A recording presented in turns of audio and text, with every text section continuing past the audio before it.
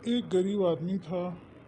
एक दिन वह राजा के पास गया और बोला, महाराज, मैं आपसे कर्ज मांगने आया हूँ। कृपा कर आप मुझे 5,000 रुपये दें। मैं 5 वर्ष के अंदर आपके रुपए वापस कर दूंगा। राजा ने उसकी बात पर विश्वास करके उसे 5,000 रुपये दे दिए। 5 वर्ष बीत जाने के बाद भी जब उस व्यक्ति ने राजा को 5,000 रुपये नहीं लौटाए, तब राजा को मजबूर होकर उसके घर जाना पड़ा। लेकिन वह व्यक्ति नहीं मिला। जब भी राजा वहां जाता, बहाना बनाकर उसे वापस भेज दिया जाता। एक दिन फिर राजा उस व्यक्ति के घर गया। वहां कोई और तो नहीं दिखा, एक छोटी लड़की बैठी थी। राजा ने तुरंत उसी से पूछा, तुम्हारे पिताजी कहाँ हैं? लड़की बोली, पिताजी स्वर्ग का पानी रोकने गए हैं। राजा ने फिर पूछा, तुम्हारा भाई कहाँ है? लड़की बोली, बिना झगड़े की झगड़ा करने गए हैं। राजा के समझ में एक बात भी नहीं आ रही थी, इसीलिए वह दोबारा पूछता है, तुम्हारी माँ कहाँ गई? लड़की बोली, माँ 1 से 2 करने गई है। राजा इन जो उल जुलूल जवाब से खींच गया। वह गुस्से में पूछता है, और तुम यहाँ बैठी क्या कर रही हो? लड़की हंसकर बोली, मैं घर बैठी संसार देख रही हूँ। राजा समझ गया कि लड़की उसकी किसी बात का सीधा सीधा जवाब नहीं देगी, इसलिए उसे अब इससे इन बातों का मतलब जानने के लिए प्यार से बतियाना पड़ेगा।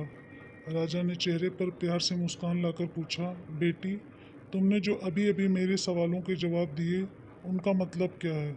मैं तुम्हारी एक भी बात का मतलब नहीं समझ सका। मुझे तुम मुझे सीधे सीधे उसका मतलब समझाओ। लड़की ने भी मुस्कुराकर पूछा, अगर मैं इन सभी बातों का मतलब समझा दूं, तो आप मुझे क्या दोगे? राजा ने मन में सारी बातों को जानने की तीव्र उत्कंठा थी। वह बोला, जो मांगोगी वही दूंगा।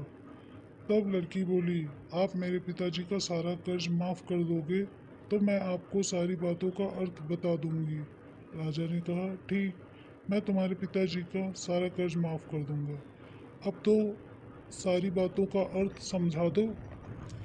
लड़की बोली, महाराज, आज मैं आपको सारी बातों का अर्थ नहीं समझा सकती। कृपा कर आप कल आएं। कल मैं जरूर बता दूंगी। राजा अगले दिन फिर उस व्यक्ति के घर गया। आज वहाँ सभी लोग मौजूद थे। वह आदमी, उसकी पत्नी, बेटा और बेटी। राजा को देखते ही लड़की पूछी, महाराज, आपको अपना वचन याद है ना? राजा बोला, हाँ, मुझे याद है। तुम अगर सारी बातों का अर्थ बता दो तो मैं तुम्हारे पिताजी का कर्ज माफ कर दूंगा। लड़की बोली, सबसे पहले मैंने यह कहा था कि पिताजी स्वर्ग का पानी रोकने गए हैं। इसका मतलब था कि वह वर्षा हो रही थी और हमारे घर की छत टपक रही थी। पिताजी पानी रोकने के लिए छत को छा रहे थे, यानी बना रहे थे। यानी वर्षा का पानी आसमान से गिरता है और हम लोग यही मानते हैं कि आसमान में ही स्वर्ग है। बस पहली बात का अर्थ यही है। दूसरी बात मैंने कही थी, भैया बिना झगड़ा के झगड़ा करने गए हैं। इसका मतलब था कि वो रेंगनी के कांटे को काटने गए थे। अगर कोई भी रेंगनी के कांटे को काटेगा तो उसके शरीर में जहाँ तहाँ कांटा गड़ ही जाएगा, यानी झगड़ा नहीं करने पर भी झगड़ा होगा और शरीर पर खरोंचे आएंगे। राजा उसकी बातों से सहमत हो गया। वह मन ही मन उसकी चतुराई की प्रशंसा करने लगा।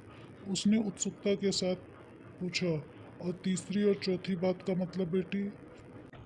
लड़की बोली, महाराज, तीसरी बात मैंने कही थी कि माँ 1 से 2 करने गई है।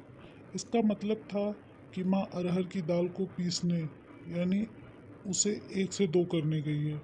अगर साबुत दाल को पीसा जाए तो एक दाना का 2 भाग हो जाता है, यानी यही था कि 1 का 2 करना। रही चौथी बात, तो उस समय मैं भात बना रही थी। उसमें से एक चावल निकाल कर देख रही थी कि भात पूरी तरह पका है कि नहीं। इसका मतलब है कि मैं एक चावल देखकर ही जान जाती कि पूरा चावल पका है कि नहीं, अर्थात चावल के संसार को घर में बैठी देख रही थी। यह कहकर लड़की चुप हो गई। राजा सारी बातों का अर्थ जान चुका था। उसे लड़की की बुद्धिमानी भरी बातों ने आश्चर्य में डाल दिया था। राजा फिर कहा, बेटे, तुम तो बहुत चतुर हो, पर एक बात समझ में नहीं आई कि यह सारी बात तो तुम मुझे कल भी बता सकती थी, फिर तुमने आज क्यों बुलाया? लड़की हंसकर बोली, मैं बता ही चुकी हूँ कि कल जब आप आए थे तो मैं भात बना रही थी। अगर मैं आपको अपनी बातों का मतलब समझाने लगती तो भात गीला हो जाता और जल जाता, और माँ मुझे ज़रूर पीटती। कल घर पे कोई था भी नहीं। अगर मैं इनको बताती कि आपने कर्ज माफ़ कर दिया है तो ये मेरी बातों का विश्वास नहीं करते। आज स्वयं आपके मुंह से सुनकर कि आपने कर्ज माफ़ कर दिया है, जहां इन्हें इसका विश्वास हो जाएगा वहीं खुशी भी होगी। राजा लड़की की बात सुनकर बहुत ही प्रसन्न हुआ। उसने अपने गले से मोतियों की माला निकालकर उसे देते हुए कहा, बेटी यह लो चतुराई का पुरस्कार। तुम्हारे पिताजी का कर्ज तो माफ़ी कर चुका हूँ। अब तुम्हें और तुम्हारे घर वालों को मुझसे बहाना नहीं बनाना पड़ेगा। अब तुम लोग निश्चिंत होकर रहो। अगर कभी किसी चीज़ की ज़रूरत हो तो बेझिझक होकर मुझसे कहना। इतना कहकर राजा लड़की को आशीर्वाद देकर चला गया। लड़की के परिवार वालों ने उसे खुशी से गले लगा लिया। कहानी अच्छी लगी हो तो चैनल को लाइक और सब्सक्राइब करना ना भूलें। धन्यवाद।